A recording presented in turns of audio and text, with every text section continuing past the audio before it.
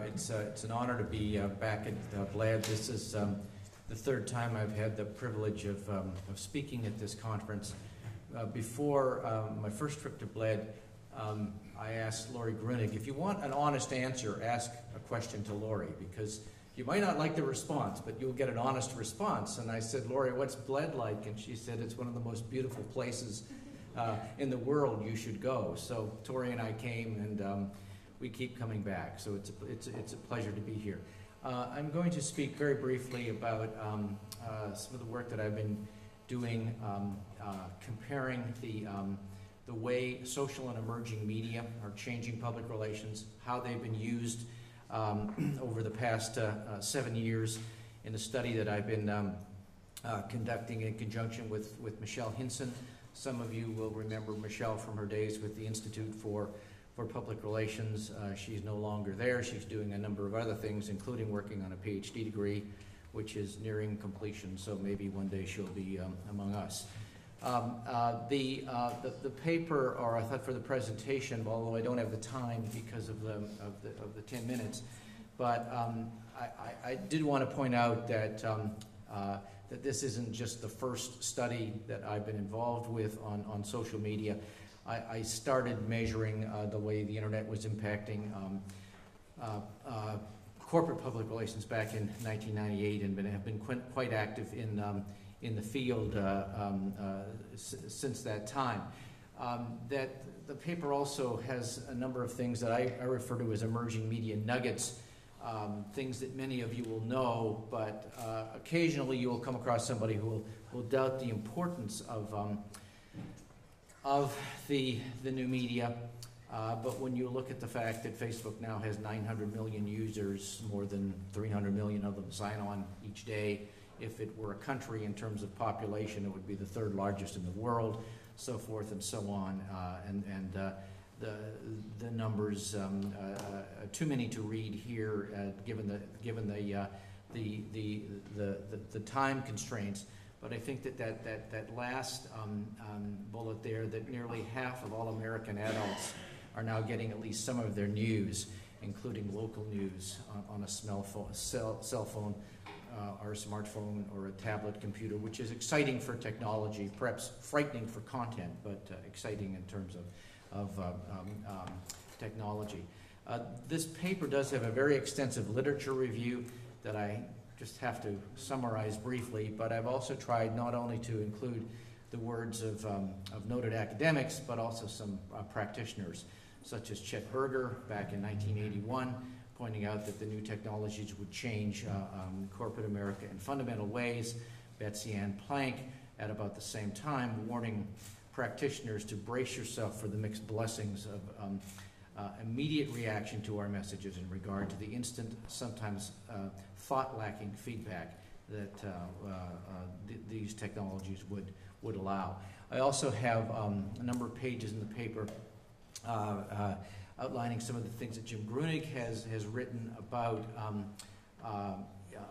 the emerging media. To summarize, Jim has pointed out that many practitioners are using emerging media in the same ways that they used traditional media, and they are not taking advantage of the new technologies as ways to develop strategic relationships and interactions with various publics. There's a typo there because we're now in our 7th year of this research, but I can't count. We get very large response rates. A lot of the studies in the academic literature, unfortunately, there's 185 people responded to this study and 212 to that study. But we had 622 this year, over 2,200 over the last 4 years. And the longitudinal analysis that's reported on in this paper is really over the last 3 or 4 years. Our idea when we started this research in 2005 was, well, we'll have one questionnaire and we'll ask the same questions year after year, but of course you can't do that because the new technologies are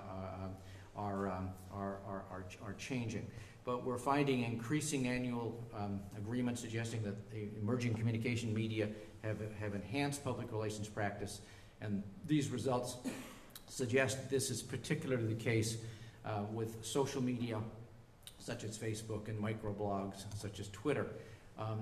In this year's study, 89% of the practitioners we surveyed, most of the respondents were Americans, although we do have it's about 87% Americans, respondents from 25 different countries. But you can see there that, particularly with the mean scores, that the use of emerging media have been increasing dramatically year after year. And there's now strong agreement that suggesting that blogs and microblogs, social media, and other emerging communications media complement the traditional news media, newspapers, magazines, radio, television, and so forth. We also are finding a strong support for the suggestion that emerging media have made communications more instantaneous, thus forcing organizations to respond more quickly to criticism, that we continue to find strong and stronger opinions indicating that the new media have a long distance to go before they'll be equal to traditional news media in terms of accuracy, credibility, truth, ethics, and so forth. Sometimes, unfortunately, with the new media, getting something out there first seems to be more important than saying the right thing. Blogs and the social media don't receive very high scores in terms of truth-telling or advocating transparent and ethical cultures, but the respondents do give the new media high marks for offering organizations low-cost ways to develop relationships with members of various strategic publics. The time practitioners spend working, actual working time, not like playing around with new media, continues to increase. This year, we found that 10% of our respondents spent more than half of their working time with emerging media. Only 3% of the people that we surveyed this year didn't spend any of their working time with emerging media.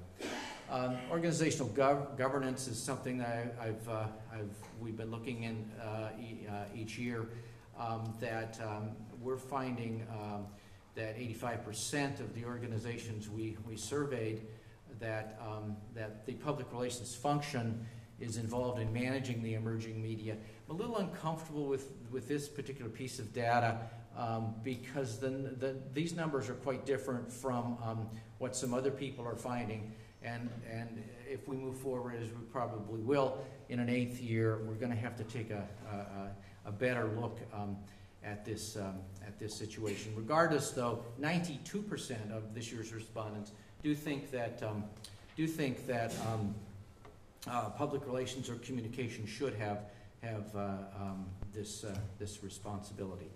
That there's a number of things in the paper about how emerging media, not only how it is being used, but how it should be used.